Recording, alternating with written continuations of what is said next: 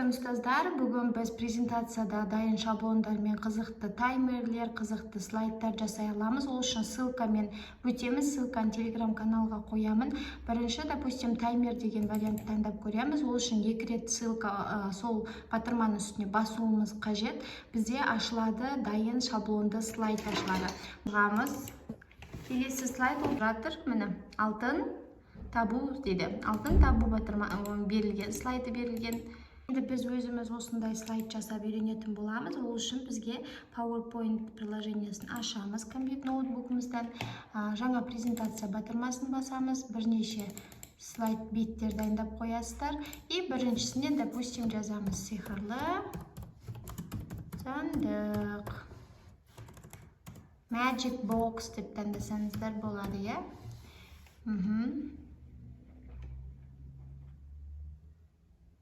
Енді мына жерде қараңыздар. Қайға кетті мен сиқырлы сандығым?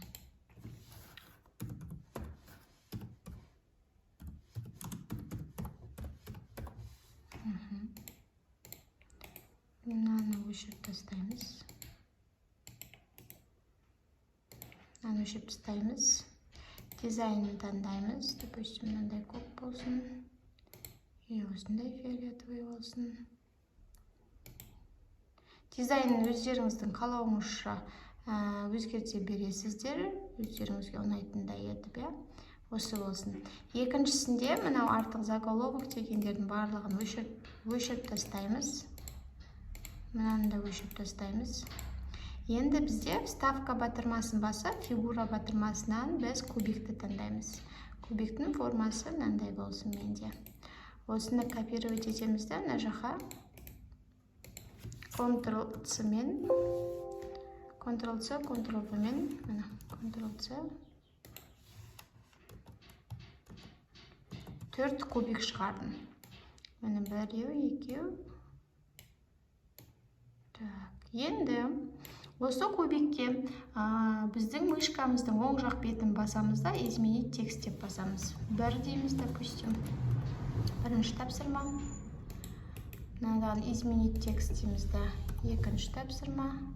Негесе ұпайын жазсаңыздар болады. Бұл жерге 100 ұпай, 200 ұпай, 300 ұпай деп, өзіңіз ұпай сандарын жазсаңыздар, қанша ұпай берілетін бұл тапсырмаға. Соны жазсаңыздар болады.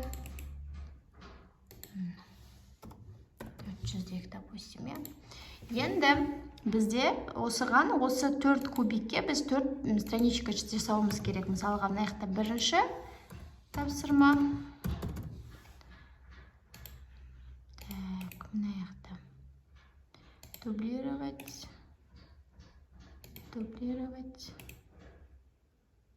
Дублировать слайд деп аламыз. Сөйтеміз де осыған кіреміз де, мына 1 дегенді уже біз аламыз да 2-ге өзгертеміз. Мынауны аламыз да 3-ге өзгертеміз. Мынаны аламыз да, чтобы қайта-қайта жазып өтпес үшін 400 дедік па, соңғысын 400-ге өзгертеміз. Енді бізде мынаған кубикке басамыз, оң жақ мышкасымен басамыз. Сөйтеміз де гиперссылка деген батырманы басамыз. Сөйтіп, место в документе деген таңдаймыз да, именно слайдына 1 дегенді біз осы 1-ге таңдаймыз. 2-ге басамыз да, оң жақ батырмасымен дәл солай гиперссылка, место в данном документе, мына 2 дегенді аламыз. 3-ге дәл солай. Ол бізге не үшін қажет? Чтобы мынау боксқа басқан кезде осы боксқа басқан кезде біздіңкі мынау 2-ші бетке, 3-ші, 4-ші бетке автоматты түрде бару үшін жасалынған, Енді аламыз да, вставка дейміз да, фигура дейміз да, мына жерге бізге стрелка қажет болады. Вот осындай стрелканы аламыз. Так, sorry, мына стрелканы алайық. Үстемізді мына жерге мынандай стрелка қойып қоямыз. Бұны аламыз да, Ctrl-C мен копировать етіп аламыз. Мына жаққа вставить етеміз. Мына жаққа вставка жасаймыз. Үшін барлық бетке бұл стрелканы жасап қоямыз. Енді аламызда бұл стрелканы басқанда бұған да гиперссылка жасаймыз, чтобы осы бетке қайтып оралу үшін. міне мысалға мынаған келдің, сен осы екінші слайдқа қайтып орналдың. Міне екінші бетке қайтып оралдың.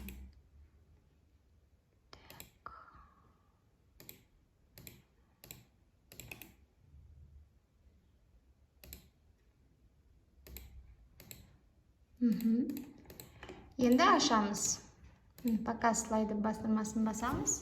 Екінші бет. Мынаған бастып, міне бірінші тапсырмаға кеттік. Астындағы төменде тұрған мынаған басамыз и қайтадан біздің алғашқы бетімізге келеміз. Екінші тапсырмаға басамыз, екінші тапсырмаға келдік. Назад мышкасын басамыз, қайтадан осы алғашқы бетке келетін боламыз. Үшті басамыз, үшінші тапсырма мына жерге жазасыздар өздеріңіз, соответственно. Мына стрелканы бассам, қайтып қорапшаның басты бетіне барамыз. Төртті басамыз, тапсырманы орындаймыз, қайтып назад басамыз, қайтып мына жерге көбейтіп, өздеріңіз жаңағыдай көбейтіп, қорапшалар қойып, тағы да сұрақтарды көбейте берсеңіздер болады. Осы арқылы сіздер сабақты өте қызықты дайын етіп, бір слайдтың ішіне барлық материалды салып, жаңағыдай дайын етіп, өте қызықты қылып өтсеңіздер болады.